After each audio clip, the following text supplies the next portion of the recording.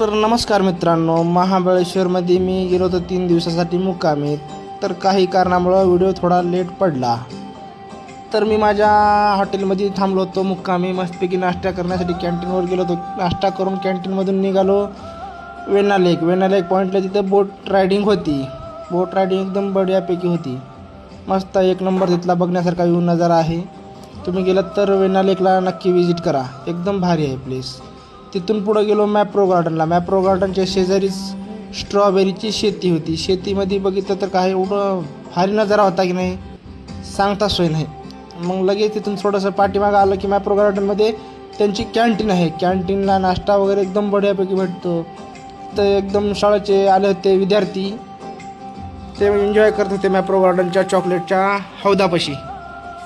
मग काय एकदम तिथे त्यांचे स्ट्रॉबेरीचे फ्लेवर कुठले कुठले काय प्रोडक्ट आहेत ते विकत होते. ते बघा कसे आहेत, एकदम खतरनाक नजारा दिसतो की नाही बघा तिथला. बघा तिथं लगेच मला ज्यूस भेटला. मी ज्यूस ट्राय केला तिथं स्ट्रॉबेरीचा, आणि लगेच ते पेढा वगैरे दिला, पापड दिली.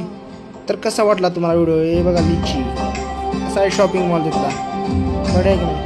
व्हिडिओ आवडला तर लाईक, शेअर आणि